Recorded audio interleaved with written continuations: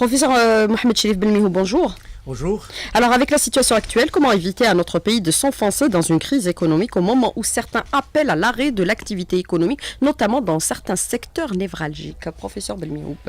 Oui, effectivement, la situation est très délicate et très complexe même, parce que c'est rare qu'on se trouve dans une situation de crise politique ou de crise institutionnelle et en même temps une dégradation des comptes de la nation depuis déjà quelques mois. Les deux phénomènes en même temps, ça pose de sérieux problèmes et je pense là, il faut vraiment être responsable face à cette situation et prendre les décisions qui s'imposent.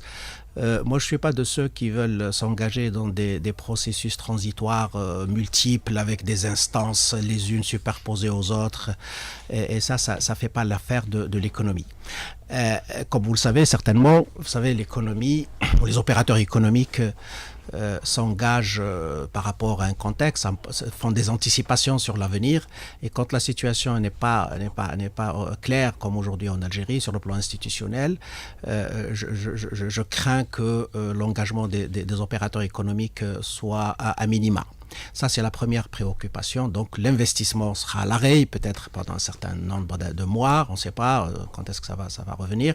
Parce que le climat institutionnel, le climat politique fait partie du climat des affaires.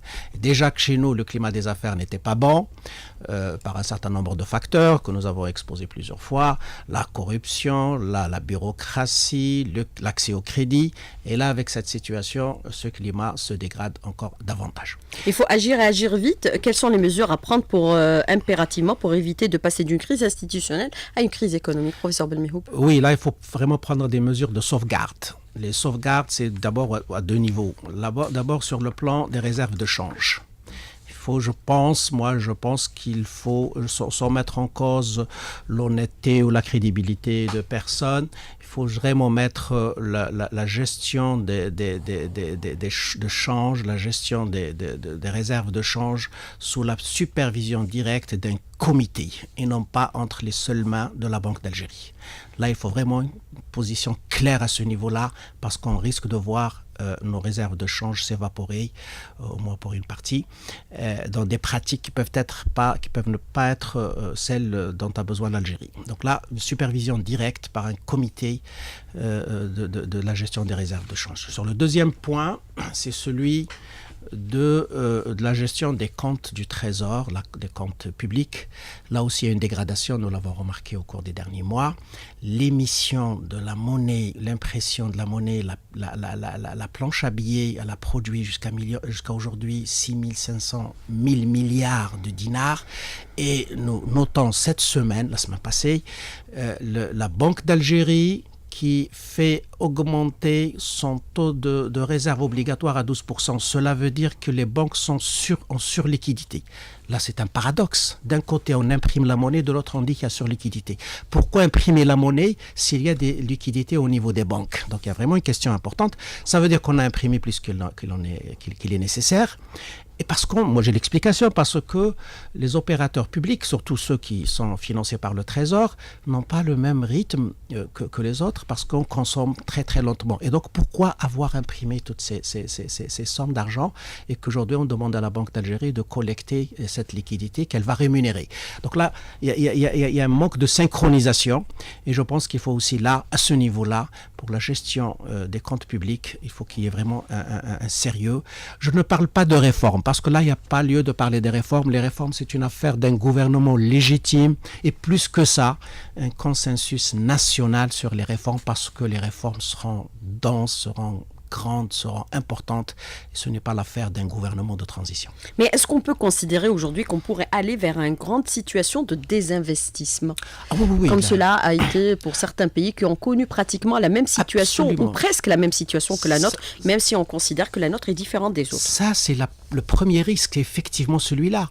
Les investisseurs anticipe sur l'avenir et anticipe sur l'allocation de leurs ressources. Et face à une situation comme celle-là, les investisseurs auront tendance soit à thésauriser, à ne pas employer leurs capitaux, soit à investir dans des patrimoines. On l'a vu avec ExxonMobil qui gèle un peu ses négociations avec Sonatrach. Entre autres, ça c'est dans le domaine pétrolier, mais entre autres, les opérateurs algériens, locaux, moi je connais des opérateurs qui ont mis le frein à main en disant il faut attendre pour voir un peu plus clair. Donc là, effectivement, c'est une situation, le premier risque c'est celui-là, c'est le déclin ou le ralentissement de l'investissement. Et ça c'est très très mauvais parce que, comme vous le savez, en 2019, on a introduit les droits additionnels de sauvegarde. Espérons que ces droits additionnels de sauvegarde vont apporter quelque chose à la production nationale, parce que c'est une protection extraordinaire de la production nationale. Et si on n'investit pas, si on ne prend pas des risques, on ne va pas profiter de ces droits additionnels de sauvegarde.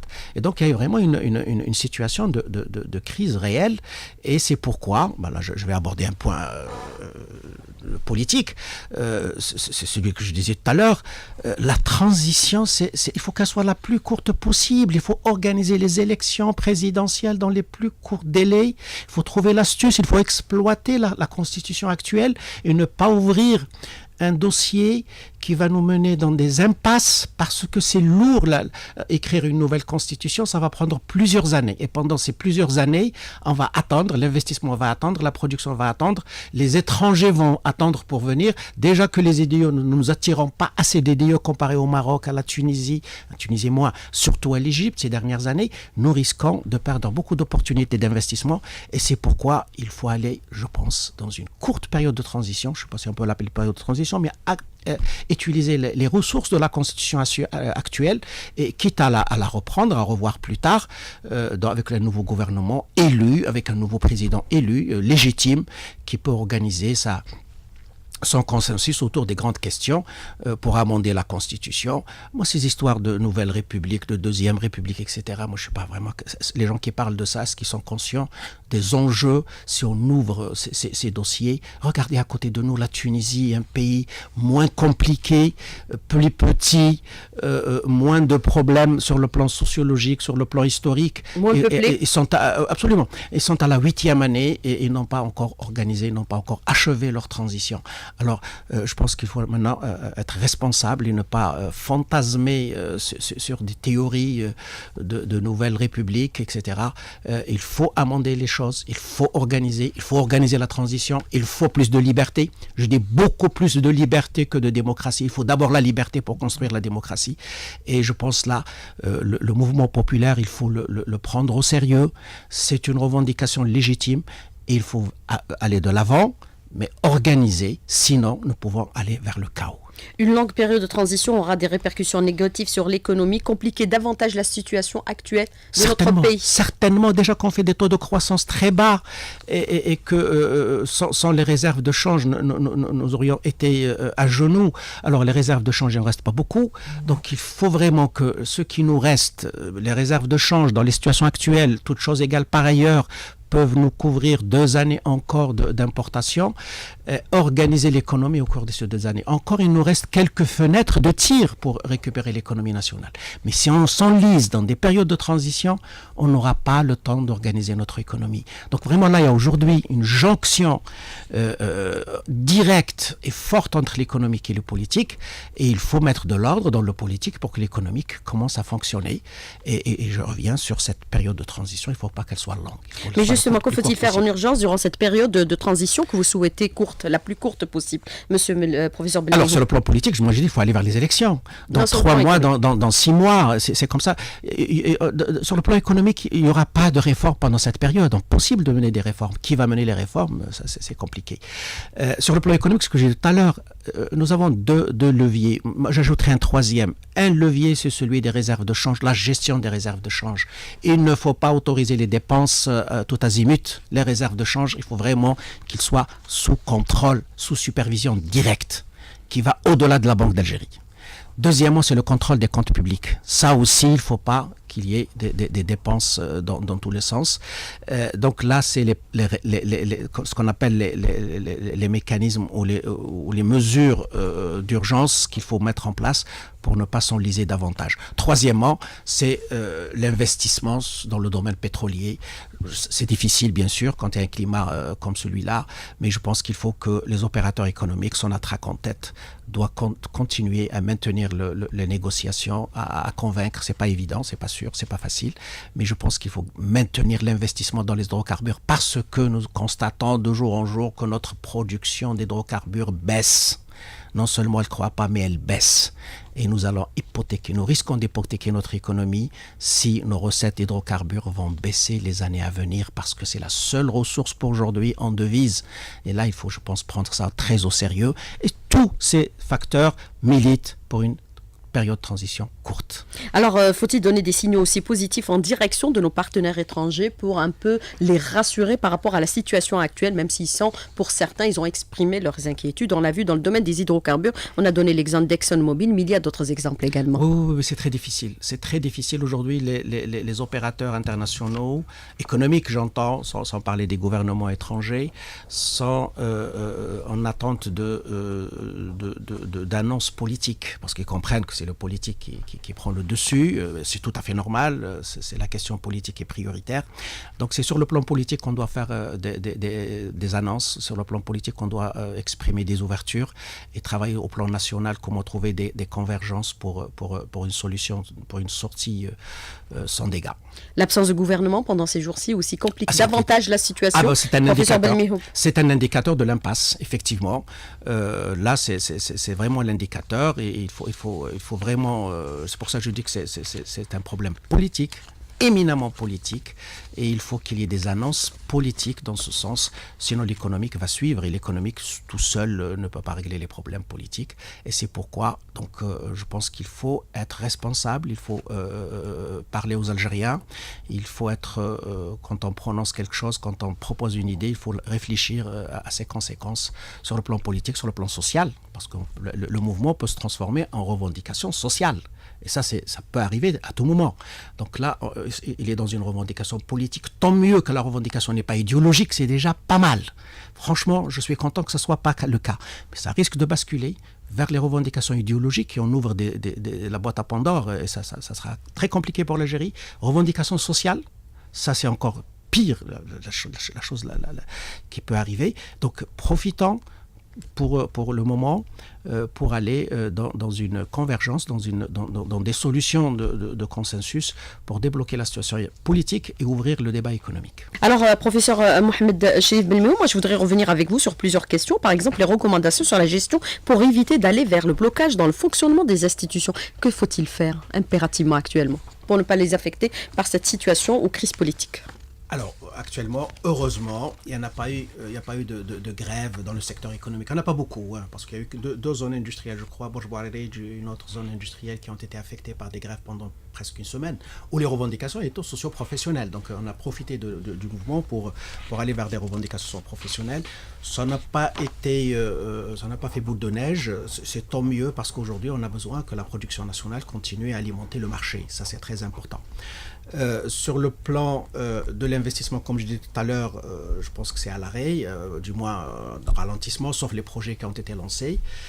Là aussi, les banques doivent jouer un rôle très très important, c'est-à-dire ils doivent prioriser le crédit à l'investissement plutôt que le crédit à la consommation. Là, c'est très important. Si les banques peuvent jouer ce rôle, ça serait très bien. Ensuite, pour la continuité de l'activité économique, heureusement, encore une fois, le mouvement n'a pas produit de casse. C'est tant mieux. Il n'y a pas de dégâts matériels. Le Trésor public ne va pas supporter des dégâts matériels pour les équipements publics, etc. C'est tant mieux. Mais je dis que...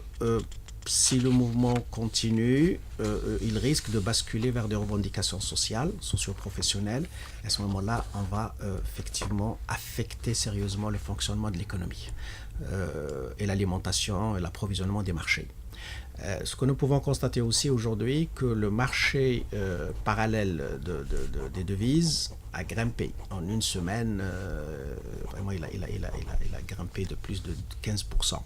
Donc là, cela veut dire qu'il y a une inquiétude chez les personnes pour acheter des devises, ce qu'on appelle des placements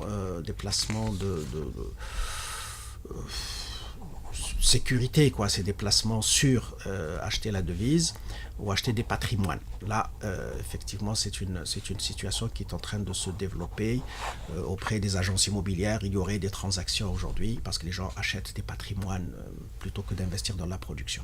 Et c'est pourquoi il faut peut-être aller dans le sens d'écourter cette période et de remettre les acteurs économiques dans leur fonctionnement habituel. La dépréciation de la valeur du dinar complique encore davantage les choses ces derniers jours. Professeur Belmehoup. Le taux de change officiel n'a pas bougé, tant mieux.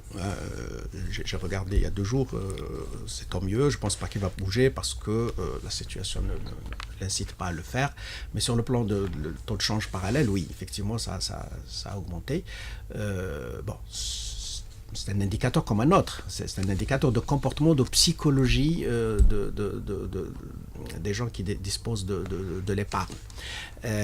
Maintenant, il faut aller peut-être un peu plus dans la transparence. Il faut aller dans la transparence et comme l'a fait d'ailleurs le groupe Nebni, de publier tous les contrats publics. Par exemple, les contrats publics qui ont été passés au cours de cette période, il faut les publier, les rendre publics.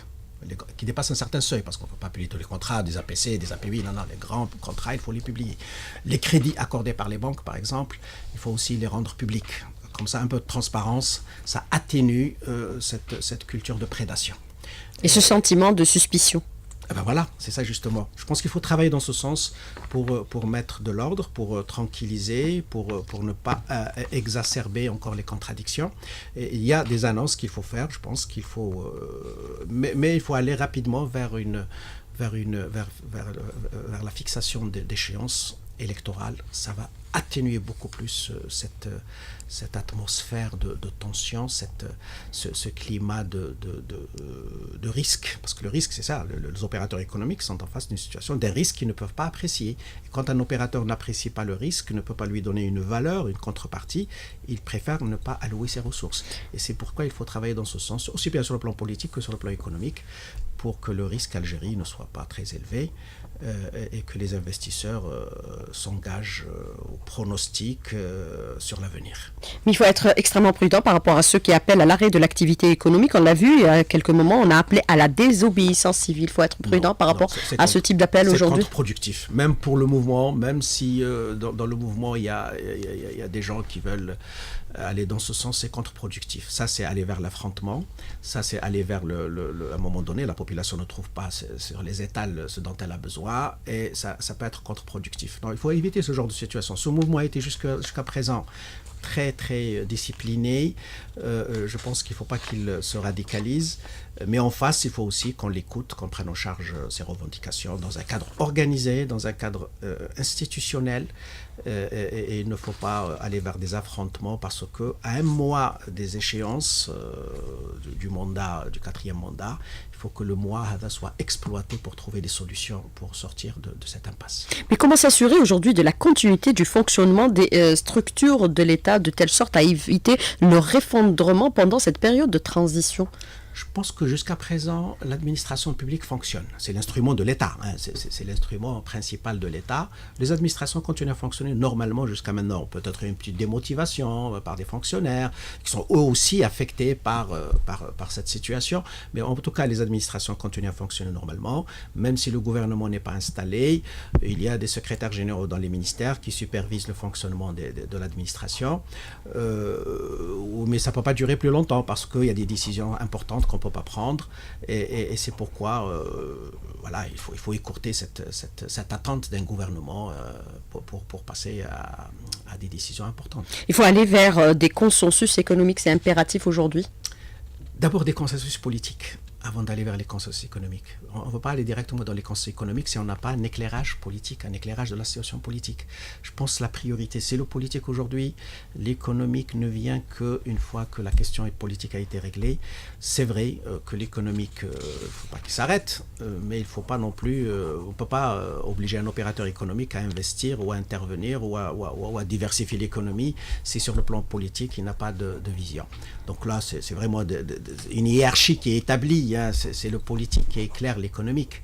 Et après, c'est l'économique qui peut se développer, qui peut orienter le politique, mais dans des conditions particulières, pas aujourd'hui. Mais si on devait se projeter, professeur Belmihoub, dans les 3 prochains mois, est-ce qu'il faut éviter les erreurs commises par le passé, par exemple, sur le plan économique, celles qu'on a prises, dont on paye aujourd'hui cash les conséquences? Ah ben voilà, le populisme, il est là, effectivement. Mais pas les 3 mois, parce que là, pendant les 3 mois, on ne peut rien faire. Mais au moins, d'arrêter la gabegie. C'est pourquoi tout à l'heure, j'ai parlé de 2 supervisions, 2 formes de supervision directe, le budget de l'État et les réserves de change. Il faut que ça soit pris en charge sérieusement. Il ne faut pas aller encore imprimer de la monnaie. Nous avons atteint 35% du PIB. C'est énorme, 35% du PIB. Continuer, c'est hypothéquer l'État parce que c'est des dettes de l'État auprès de la Banque d'Algérie.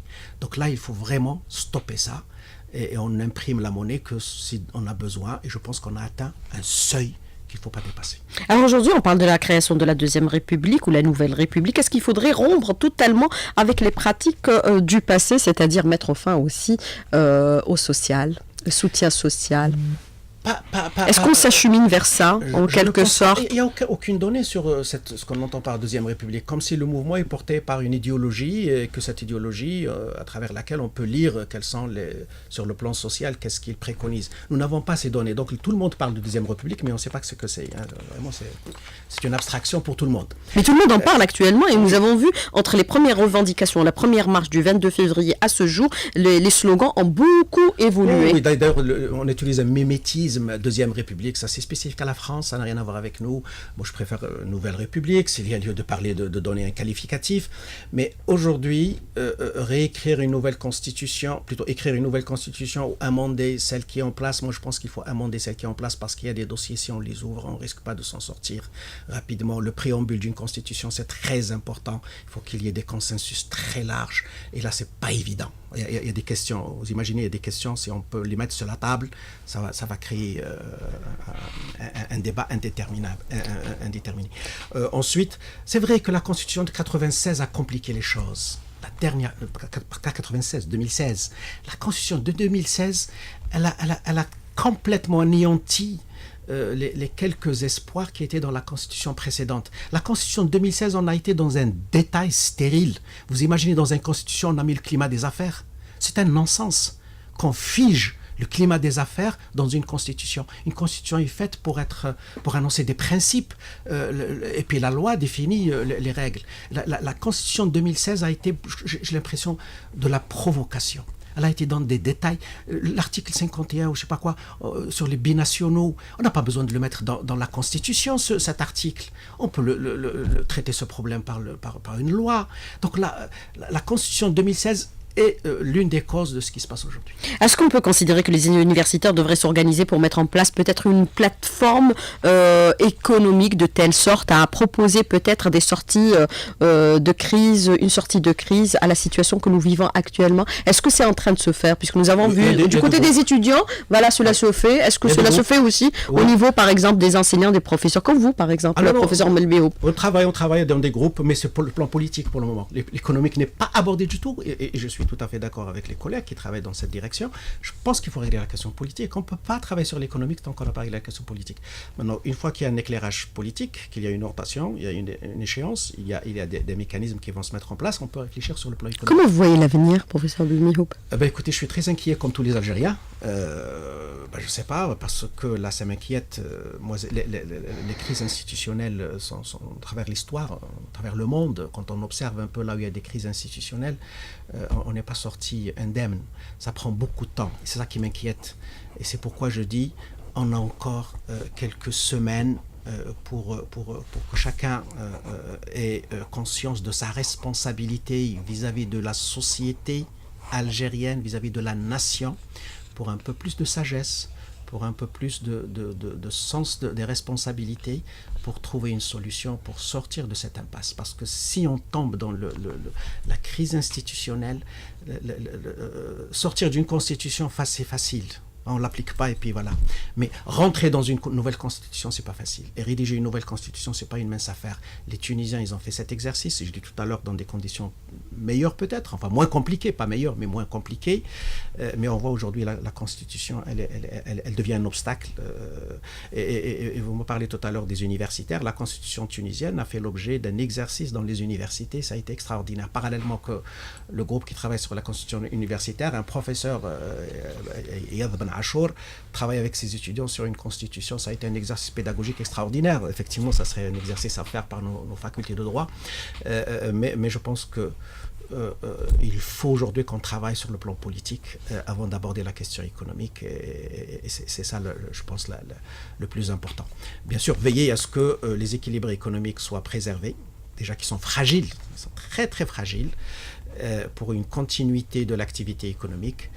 Et en attendant un éclairage, en attendant des signaux forts sur le plan politique, des signaux sur la corruption, par exemple. Le mouvement populaire est focalisé sur cette question de la corruption, de la prédation des ressources publiques. Je pense que des signaux dans ce sens pourraient aider à atténuer, à limiter, à moins radicaliser le mouvement.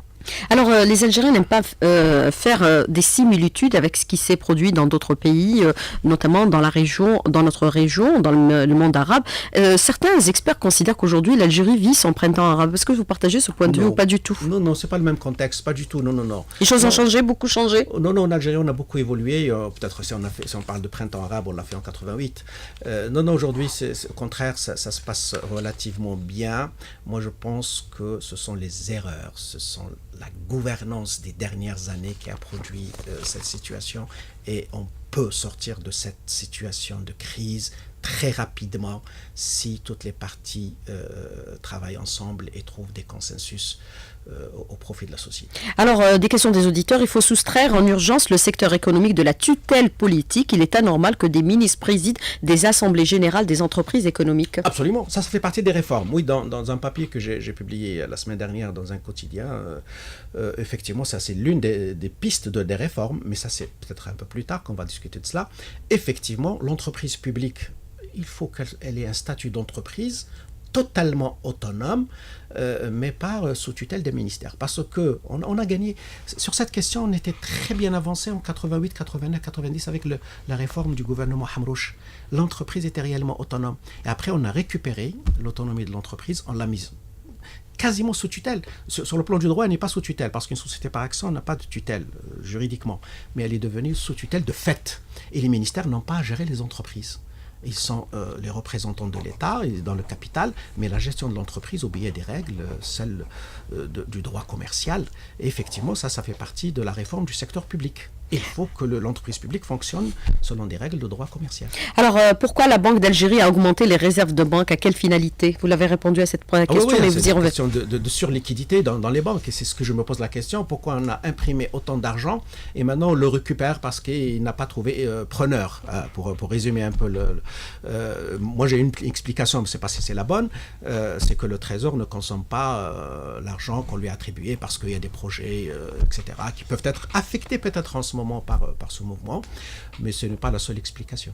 Alors, est-ce qu'on pourrait aller vers une situation de fuite ou de transfert de capitaux massifs par rapport à la situation actuelle? C'est possible, je n'ai aucune information. Tout le monde appréhende, tout le monde dit ça. C'est pourquoi tout à l'heure j'ai dit... la rumeur est en train d'alimenter un peu et la rumeur, c'est l'expression d'un comportement. Donc je pense, c'est pour ça tout à l'heure j'ai dit il faut mettre sous supervision directe et collégiale les réserves de change et le trésor et l'argent public. Là, je pense qu'il faut le faire sans accuser personne, parce que moi je n'ai pas d'éléments pour dire Flenda ou Flenmedesh, je ne suis pas dans cette démarche, mais en tout cas ça se passe comme ça dans beaucoup de pays quand on est dans des situations similaires. Voilà. Donc là, il faut, je pense, prendre des mesures, des mécanismes ou des mesures conservatoire. Mais est-ce qu'il faut prendre conscience qu'il ne faut pas arrêter, c'est-à-dire la machine économique, parce que cela pourrait être extrêmement préjudiciable à notre économie qui est fragilisée depuis 2014 par rapport à la chute des prix des hydrocarbures et par rapport à nos revenus en devises, professeur Belmihoub? Oui, j'ai pas dit de ne pas financer les investissements qui sont engagés. Il faut financer, il faut payer les factures d'importation. Les structures de l'État devraient continuer à fonctionner le plus normalement du monde. Absolument, mais Les assemblées élues au niveau local. Tout engagement d'une banque sur des devises doit être contrôlé. Voilà, je dis ça comme ça, directement, parce qu'on peut imaginer d'autres situations, ce que la rue est en train d'imaginer. Et alors, pour dire non, que c'est pas vrai, ou etc., qu'on mette en place cette supervision directe et transparente, et signaler chaque jour ou chaque semaine tel montant a été transféré pour telle opération. La transparence, c'est le meilleur instrument, c'est la transparence. C'est ça l'instrument privilégié pour mettre de l'ordre, pour tranquilliser les gens. Une longue transition, quelles conséquences aujourd'hui sur l'Algérie? C'est la question de l'auditeur. Catastrophique. Est-ce que ce que nous vivons aujourd'hui, c'est similaire à ce qu'on a vécu durant les années 90 ou pas du tout? C'est totalement différent. Pas du tout. Justement, c'est parce que c'est l'auditeur qui possède. Oui, c'est parce que c'est différent que c'est possible de trouver une solution rapidement. 88, c'était insurrectionnel. Et aujourd'hui, on n'est pas dans cette démarche. J'espère qu'on n'est pas dans cette démarche. C'est pourquoi c'est possible de trouver une solution très rapidement. Mais on risque de tomber dans cette situation s'il y a une radicalisation de part et d'autre. Alors, une longue transition, quelles conséquences sur l'Algérie? C'est le chaos. Transfert des capitaux, inévitable. Pas d'investissement, c'est sûr. Exode des personnes vers l'étranger, etc., etc. Épuisement de nos réserves, puisqu'il nous reste pour 2 ans les réserves. On produit pas assez de pétrole. On risque de voir notre production baisser davantage. Donc là, non, vraiment, la transition, c'est la plus mauvaise chose. En économie, on dit la transition est une situation sui generis, c'est-à-dire qu'il n'a pas de statut. Et on est dans 2 rationalités, celle du passé et celle de l'avenir. C'est l'incertitude. Totalement. On est dans 2 rationalités. Et un investisseur, un opérateur économique qui est dans une situation face à 2 rationalités, il est complètement perdu. C'est pourquoi la transition, il faut qu'elle soit la plus courte possible. J'insiste beaucoup sur cet aspect. Professeur Mohamed Chely Belmihoub, merci d'avoir répondu à nos questions et d'avoir été en direct avec nous ce matin dans le studio. Merci beaucoup. Bonne journée. Au revoir.